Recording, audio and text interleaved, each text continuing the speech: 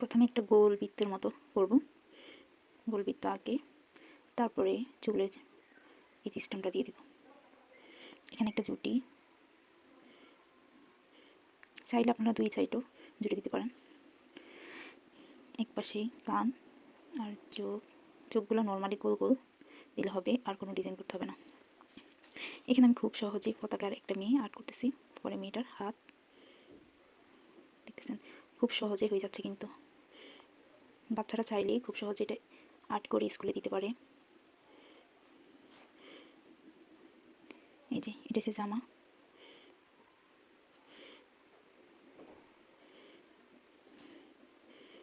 নিচে একদম সমানভাবে আঁক দিয়ে দিবেন। আর চাইলে জামাটার মধ্যে আপনারা ডিজাইন করতে পারেন। আমি কোনো ডিজাইন করলাম না, ডিজাইন ছাড়া একদম নর্মাল। এদিকে হাত, এই হাতে আমি কিছু দিব না, এটা নর্মালি থাকবে। আমি এই হাতটায় পতাকা দিব। পা আর্ট করতে গেলে প্রথমে দুইটা একদম সমান সমান আঁক দিয়ে দিব, তারপরে একটু গোল করে এমনি দিলেই নর্মালি পা হয়ে যাচ্ছে। দেখছেন, খুব সহজ। আর আমি এখানে পতাকার লাঠিটা এঁকে নেব। দেখেন খুব সহজে হয়ে যাচ্ছে। কিন্তু এখানে আমি প্রথমে পতাকাটা এঁকে নিচ্ছি, কোনো মাপটাপ ছাড়াই করতে পারবেন খুব সহজেই।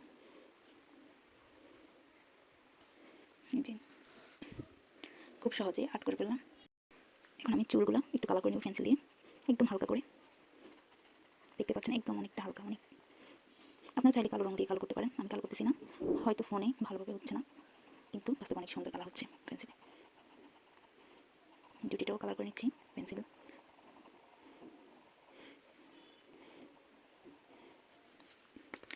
এবার আমি জামাটা কালার করে নেব। আমি জামাটা হলুদ কালার দিয়ে দেবো। আপনার চাইলে যে কালার পছন্দ করেন ওইটাই দিতে পারেন। আমি হলুদটা দিয়ে দিচ্ছি।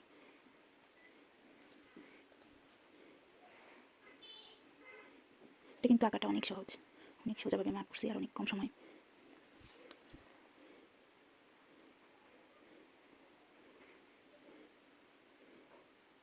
খুব সহজে হয়ে গেল জামাটা। এখন আমি জামার গলাটা এবং হাতাটা কালার করে নেব। এখানে আমি আপনার ছেলে যে কালার ইউজ করতে পারেন।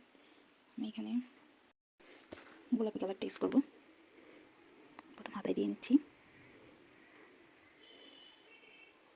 অত গাঢ় করে দেওয়ার দরকার নেই, একটু হালকা করে দিলেই হবে। আপনারা কিন্তু চাইলে যে কোনো পেন্সিল দিয়েও এটা কালার করতে পারেন। আমি লিকুইড রঙগুলো দিয়ে কালার করতেছি। দেখছেন আস্তে আস্তে কত সুন্দর দেখা যাচ্ছে। এখন আমি জামার গলাটা কালার করে নেব পুতুলের। দেখেন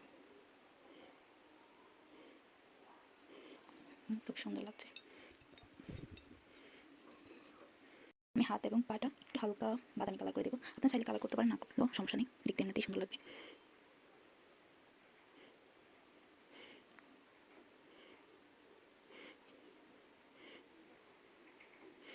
একদম হালকা হাতটা একদম হালকা করে কালার করে দেবো।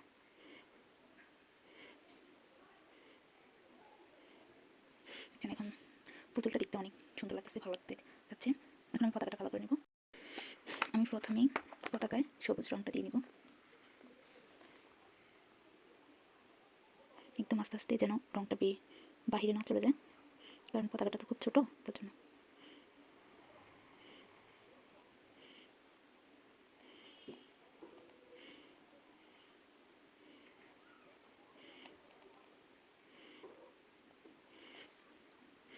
আর্ট করাটা খুবই সহজ।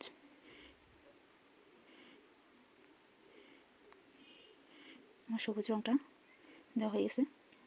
এখন আমি মাঝখানে লাল বৃত্তটা দিয়ে নেব।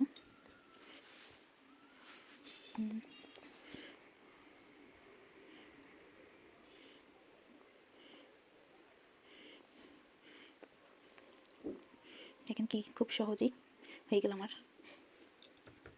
এখন মেয়েটার পায়ের নিচে একটু সবুজ ঘাস দিয়ে দেবো, একদম হালকা করে।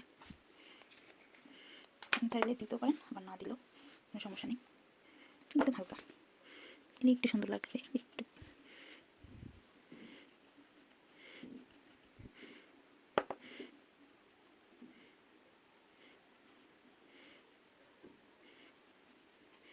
হালকা।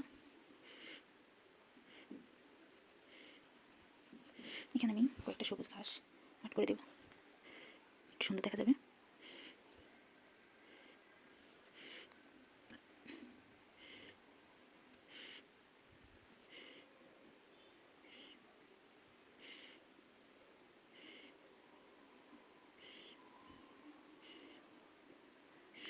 খুব সহজে হয়ে গেল আমার পতাকা এবং একটা পুতুল আর্ট।